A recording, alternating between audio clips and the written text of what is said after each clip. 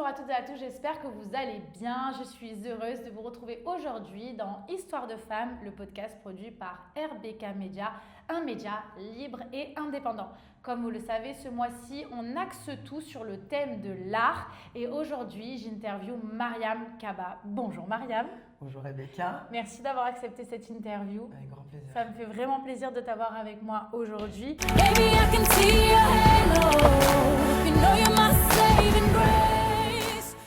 Alors raconte-nous un petit peu ton parcours, comment tu as découvert la danse, parce que tu es danseuse, tu es chorégraphe, mais tu es aussi militante grâce au travers le mouvement corporel. Tu es également artiste associée au Ballet National Marseille, fondatrice d'Afro-Vibe. Enfin bon, on va passer par tout ça, je te donne la parole. Alors, en fait, la danse, ça fait partie de ma vie dès toute petite parce que mes parents dansaient beaucoup, ma mère dansait beaucoup, donc pour moi, ça faisait partie de ma vie, ça a été dans mon éducation. J'étais une enfant hyper active et vraiment très agitée, si on peut dire ça. Donc j'avais beaucoup de choses à exprimer par le corps, parce que je pense que je n'arrivais pas à l'exprimer peut-être par la parole. J'ai commencé un sport-études en entrant au collège. Et dans ce sport-études GRS, donc maintenant on dit GR, gymnastique rythmique, on avait 1 heure de danse classique par jour. Donc en fait ma formation, moi c'est ballet, j'ai toujours dansé. Donc gymnaste, compétition... rigueur, vraiment, c'était très dur. Mais ça m'a vraiment drivé et cadré. Et puis, arrêtant ma carrière, parce que c'est une carrière qui s'arrête vraiment très jeune. Parce que tu avais quel âge quand tu as commencé ? J'avais 11 ans. 11 ans. En fait, j'ai commencé la danse avant. Avant, par rapport classique. Pas, moi, mais j'ai fait des claquettes, j'ai fait de la danse jazz, j'ai fait de la danse rythmique. Enfin, ma mère, elle savait plus quoi faire pour me fatiguer, en fait. Donc, j'ai fait de l'escalade, du judo, de l'aïkido, enfin, j'ai tout fait. Mais pour moi c'était la danse, parce que je pense que j'avais besoin de m'exprimer sur de la musique et j'avais besoin de créer du mouvement, je sais pas, décorer. Je m'entraînais tout le temps dans ma chambre, voilà, sur Madonna, sur Michael Jackson à l'époque, voilà. Et en professionnel, en professionnalisation, alors que j'étais encore une enfant, ça c'est tous les sports-études, ça c'était collège. Et ça a duré jusqu'à mes 21 ans, parce que c'est un sport précoce, c'est un sport... où il y a peu, à part une carrière de gymnaste, après il faut vraiment se reconvertir, il n'y a pas d'argent. Il n'y a pas d'argent. Il faut savoir qu'à côté, je faisais beaucoup de tennis. D'accord. Et que j'ai dû vraiment choisir... un artiste, sportif complet. Ouais, j'étais complet. Sportive. Ouais. Mais j'ai choisi plutôt le côté danse que tennis. Et puis après la GRS, j'étais entraîneur de GRS avec des enfants. J'ai eu de 2 ans et demi à 20 ans, quoi. J'ai eu vraiment... Et puis, pour moi, mon développement personnel et ma santé mentale aussi, je suis sortie du sport de compète, je suis sortie de tout ça parce que c'était plus quelque chose qui me faisait vibrer. Et je me suis plus tournée vers ce que j'avais pas pu faire, parce qu'il faut savoir que quand tu es en sport-études, tu ne peux rien faire d'autre que t'entraîner. Et tu sacrifies ton adolescence, tu sacrifies énormément de choses. Ça a été vraiment dur, c'est ce que tu disais. Oui, voilà, après c'est un choix. Moi, mon choix, mon objectif, c'était compète, gagner. Sans écraser les autres. Et ça m'a vraiment appris à aller jusqu'au bout d'une tâche, à se battre pour ce qu'on veut. C'est quoi la réussite dans la vie, c'est quoi pour moi la réussite, etc. Et puis à renoncer à d'autres choses. C'est quoi pour toi la réussite dans la vie ? Oula. Ah bah t'es obligé de rebondir. Je vais dire un truc hyper large, mais être aligné. Je suis d'accord avec toi. Pour moi, c'est ça. Pour moi, aussi. être aligné, c'est en fonction de chaque personne. Voilà. Donc, du coup, mon parcours, voilà. Après, j'ai été dans les... Parce que tu as été aussi, t'as été championne de France de GRS. Oui, plusieurs fois. En fait, j'ai été nationale B, on appelle ça. J'ai pas fait de compète internationale. J'ai pas concouru avec l'équipe de France, mais j'ai fait beaucoup de stages avec l'équipe de France. Et j'étais à un niveau national. J'avais un bon niveau. Oui. Après, c'est un sport... c'est un sport olympique, certes, mais c'est pas du tout un sport médiatisé. Et donc, à 21 ans, tu as arrêté Voilà, j'ai arrêté, moi, ma carrière de gymnaste. J'ai commencé à donner des cours de danse, donc j'étais plutôt danse jazz, moderne jazz. J'ai donné des cours de GRS, j'étais entraîneur de GRS. Puis après, je me suis formée à être coach sportif, donc j'ai travaillé dans le fitness, préparatrice physique, on va dire, des personnes. J'étais coach à Paris, voilà. Et pour moi, personnellement, j'ai commencé à vraiment prendre des cours d'autres styles de danse, contemporain, afro-jazz, afro-contemporain, beaucoup de danse afro-descendante, afro-brésilien. Moi, je suis franco-ivoirienne. On prenait pas, enfin moi, chez mon père, quand j'allais en vacances, la danse, tu prends pas des cours. Ça fait partie de la vie. Donc tu danses pour les mariages, pour les décès, pour les baptêmes, parce que c'est la danse de l'été, pour la tabaski, j'en sais rien. Mais en fait, c'est quand même assez récent de prendre des cours des danses africaines.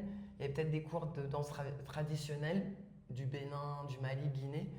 Mais voilà, et ça s'est développé et je me suis mise vraiment dans les danses afro-descendantes, donc dancehall, soca de Trinidad, samba, funk du Brésil, coupé décalé de Côte d'Ivoire, enfin il y en a tellement.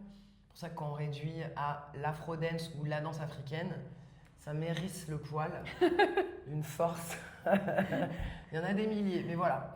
Et après, Brésil, ça a été important ça. T'es partie au Brésil? Je suis partie au Brésil. J'ai créé le concept Afro Vibe. En quelle année à peu près? T'avais quel âge? En fait, c'était plutôt 2011 le nom. 2013, je suis partie. Enfin, on avait commencé un peu en se disant qu'on allait former. Mais bon, moi, j'ai pas fait d'école de commerce. J'avais toujours pas monté ma boîte. On voulait faire une licence de marque en fait et se dire on va développer, faire plein de bébés Afro Vibe partout.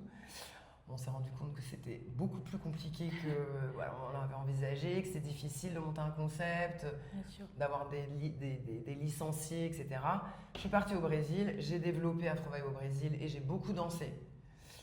J'ai appris le portugais, j'ai connu une autre culture qui est basée sur la musique et la danse, donc je me suis... ça n'a rien à voir avec la France et l'Europe, quoi. Ça m'a rappelé un peu ma culture de Côte d'Ivoire et du Sénégal. Et en rentrant du Brésil, je me suis installée à Marseille avec ce bagage. J'ai été contactée par le Ballet National de Marseille, alors que j'étais pas du tout dans l'institution, dans la culture ici. J'avais pas de compagnie de danse. Et j'ai fait 3 ans avec le Ballet National, j'ai créé ma compagnie et j'ai fait plein de projets sublimes avec la Maison des Femmes, les réfugiés de Ramina, les réfugiés du grain à Marseille, les femmes des quartiers, des centres sociaux des quartiers nord, enfin voilà, les collèges, les enfants. Enfants, femmes, enfants, femmes beaucoup. Et donc qu'est-ce que tu ressens quand tu danses? La liberté. Ma liberté, ma vision de la liberté, voilà.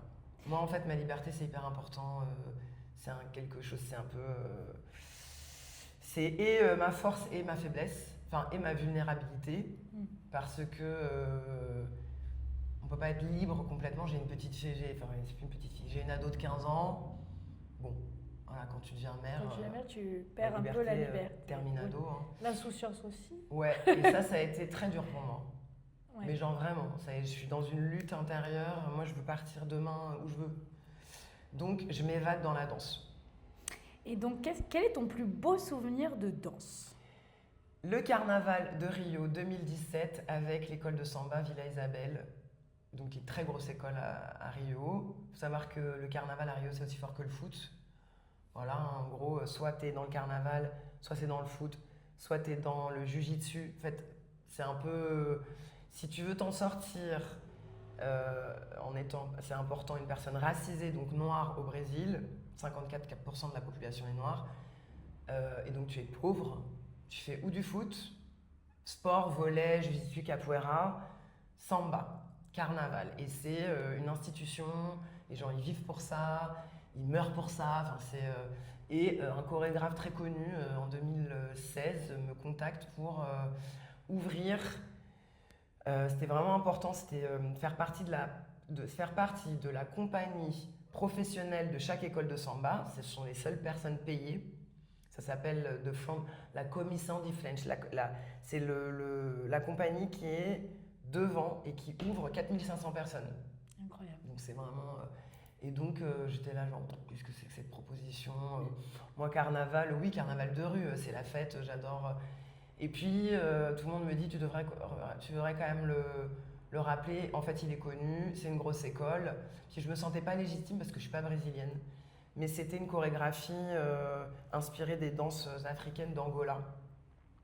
Et donc, il m'avait contacté pour ça. Et je me suis retrouvée à la tête avec 17 danseurs derrière moi. Incroyable. Et j'étais là, c'était le thème, c'était comment l'Afrique a influencé l'Amérique latine par la danse, par la musique et la danse, culturellement, donc c'est-à-dire le hip-hop, tout. Excusez-moi, tout d'ailleurs. Parce que l'afro-colombien, l'afro-cubain, la samba, ça vient de l'Afrique.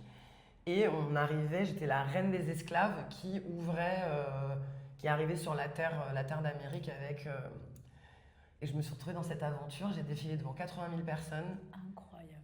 Avec le chorégraphe devant moi et 4500 personnes. Et donc, je portais un peu la communauté de cette... parce que c'est des quartiers de Rio qui sont représentés par des grandes écoles. Bon, bah là, shot d'adrénaline, plus. Je pense que je ne reverrai jamais ça dans ma vie. Tu m'étonnes. En tout cas, bravo, c'est C'était exceptionnel. Et donc, tu as créé donc, le concept Afro Vibe. Est-ce que tu peux nous expliquer Donc, Afro et les Vibe. valeurs que tu souhaites y transmettre? Afro Vibe, c'est un concept, alors on va dire, c'est un concept de danse fitness inspiré des danses afrodescendantes. Donc, c'est pas un concept de technique. C'est inspiré d'une multitude de danses que l'esclavage a créées en voyageant, en étant propulsé, catapulté de façon hyper violente dans d'autres pays. Le mélange des cultures a créé énormément de danses qui viennent de l'Afrique. Donc l'Afrique, 54 pays, des milliers d'ethnies, des milliers de styles de danse africaines. Et puis, on s'inspire de ces danses-là, on s'inspire des danses qu'on voyageait, samba, funk du Brésil, dancehall de Jamaïque, soca de Trinidad. Je ne suis pas une technicienne de chaque danse, mais bon, je connais. Et en fait, on essaye de montrer qu'est-ce que c'est que cette multiculture d'une richesse incroyable par la musique et par la danse. On veut faire danser tout le monde. Donc c'est vraiment Afro Vibe, Everybody Can Vibe, avec des valeurs de partage, inclusivité, diversité, solidarité, sororité bien sûr, joie. Donc c'est très important pour nous, c'est une façon de militer en fait. C'est ça. Voilà, pour moi, la danse, danser c'est militer, militer par la joie, c'est vraiment hyper important, ça rassemble. On crée des cours de joie collective, j'aime bien dire, et puis la puissance du collectif, très important aussi dans ce concept. On est assez engagé, radical, on va dire, féministe, antiraciste. On est contre LGBT-ophobie, transphobie, très important. Et pour moi, c'est des valeurs humaines, des valeurs humaines. Me sont de base. Et je pense que moi, je me dis, moi, je sais faire ça. Par ce concept-là, je vais planter des graines et surtout ramener les gens dans le mouvement, ramener le mental dans le mouvement, reconnecter le mental au corps, parce que le mental est le gouverneur du corps. Si on a des douleurs, des bobos, en général, c'est que là, ça ne va pas. Donc, essayer de reconnecter et de lâcher prise et peut-être de libérer du stress. On n'est pas des thérapeutes, c'est très important. J'aime pas, je pourrais pas dire qu'on est de la danse-thérapie, on nous catalogue un peu comme ça, mais j'ai pas fait de formation de danse-thérapeute. Je prends pas la place des thérapeutes. On permet un accès à une forme de résilience et de se sentir mieux qui peut-être peut emmener des personnes à d'autres formes de thérapie, mais voilà. Je pense que ça peut soigner. Moi, je me suis soignée comme ça un peu aussi, avec plein d'autres thérapies. Mais... Et donc, justement, en quoi ça représente quoi pour toi l'art? Est-ce que c'est de l'art que tu fais, que tu proposes? C'est cet acte engagé, militant. Oui. Mais du coup... Déjà, pour moi, l'art est politique. Alors, quand je dis politique, il ne faut pas confondre entre politique et partisan. La politique, c'est les valeurs de vie. Politique, c'est ce que tu défends, en fait. C'est tes valeurs à toi que tu défends et ou tu proposes aux autres ou juste qui te définissent et qui font ce qui tu es. Donc pour moi, l'art est expression, donc est politique. Je ne conçois pas... après, voilà, il y a des personnes qui disent « je ne fais pas de politique et tout ». Mais dans ce qui est art, c'est l'expression de son... Comment dire ? De ce qu'on est au plus profond de soi, par plein de biais différents. La danse, la peinture, ça peut être, en plus tu peux exprimer quelque chose à un moment donné de ta vie, exprimer autre chose à un autre moment, la musique, ce que tu chantes, voilà, j'en ai oublié plein, mais pour moi, c'est une expression. Chacun son médium. Chacun son médium. La lecture, Et le beau fait du bien. Ouais. Moi, je trouve. Comment, j'imagine que tu as surmonté des épreuves dans ta vie, comme chacun. Et donc justement, comment la danse t'a aidé à passer tout ça? En fait, comme tu disais, chacun son médium d'expression. Je pense que moi, je sentais une espèce de brûlure, de frénésie intérieure, d'excitation, c'était une grosse angoisse qui me faisait pas du bien. Et c'était impossible, j'étais trop petite, je pense, c'était impossible à identifier, à poser des mots là-dessus. Et le mouvement et la danse, c'est ce qui m'a vraiment apaisée. Donc j'ai trouvé une forme de délivrement, soulagement et calme en déposant ma frénésie dans le mouvement, la danse. Alors ça a pris du temps, hein. Je me suis pas fait que du bien aussi parce que je pense qu'il a fallu que je passe par exemple le sport. Quand je faisais sport-études, on était quand même dans un art sport, hein, parce que la GRS c'est de la danse avec du sport, parce qu'il faut vraiment faire preuve de compétences sportives et physiques. Voilà, ça sera pas proche du cirque, mais en même temps il y a quand même une expression avec de la musique.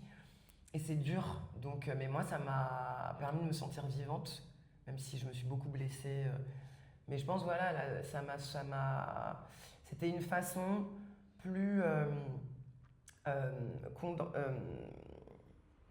comme une contention en fait, quelque chose qui m'a permis de calmer cette frénésie et cette excitation et ce feu En toi. qui me dévorait et je savais pas pourquoi et qui m'angoissait, enfin ça allait pas quoi.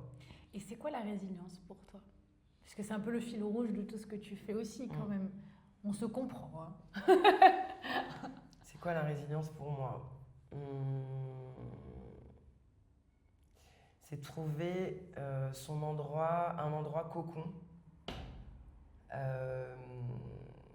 qui mettra un endroit à soi par plein de biais différents mais qui correspond à un endroit à soi dans lequel tu te sens en sécurité et qui mettra un peu d'onguent ou de crème, mais une vraie crème réparatrice sur ta blessure. Pas quelque chose qui va où la cicatrice elle va rester ouverte en dessous. C'est-à-dire que c'est vraiment on y va en profondeur petit à petit pour vraiment refermer la plaie. Il y aura toujours la cicatrice, mais on ne referme pas la plaie en surface. En profondeur. Voilà. Si quelqu'un est en situation compliquée aujourd'hui, est dans une épreuve difficile, qu'est-ce que tu lui dirais, toi? À ceux qui nous écoutent. Là. Ouais, je lui dirais que quand elle ressent de la colère, ce qui est bien normal et évident, qu'elle pense tout de suite à sa tristesse, parce que souvent la colère est le rempart de la tristesse et c'est tellement dur de s'avouer triste ou de la laisser sortir parce qu'on pense qu'on va plus jamais se relever. Donc de beaucoup pleurer et que tout passe et de se... Ça c'est un peu, je vais dire, de se faire confiance, d'écouter sa petite voix interne, de pleurer et d'écouter la voix de son ventre là. Et selon toi, comment la danse peut aider à guérir? Comment la danse peut aider à guérir? Mais je pense je vais parler pour moi, donc je peux pas... Selon toi? Selon moi, elle permet de créer un espace en soi et dans sa tête dans lequel on peut déposer des choses et peut-être faire la paix avec soi et avec son corps. C'est vrai, c'est beau. Faire la paix avec son corps, je dirais, vraiment. Et en une phrase, et après je te poserai une dernière question, si tu devais résumer ce que la danse t'a apporté en une phrase ou en un mot, ça serait quoi?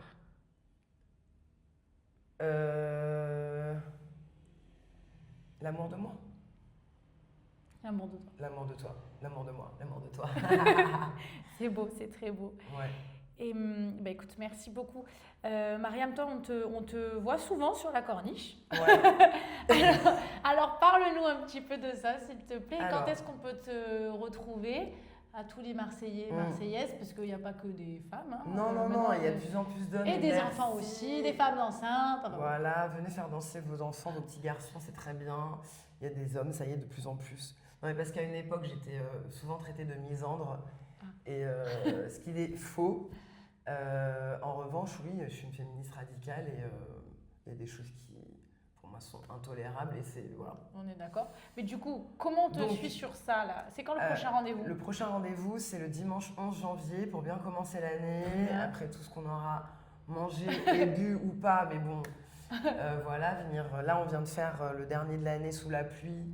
Il y avait 80 personnes pour bien nettoyer tout 2025, cette année du cycle 9 là. Putain, j'aurais dû la faire. J'avais de quoi nettoyer. Non, on peut nettoyer autrement, t'inquiète pas. Chacun Gros sa sel façon. sous la douche.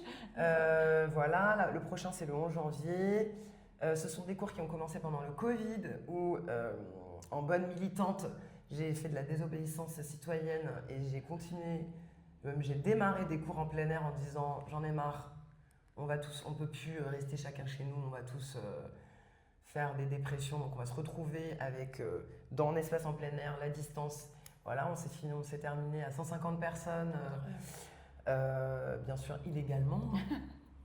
Mais bon, et du coup, j'ai continué épisodiquement et maintenant c'est 2 fois par mois. 2 fois par mois. Ça dépend un peu de mon emploi du temps, tout est marqué sur les réseaux sociaux. Donc sur Insta. Sur Insta, avec la story à la une du mois.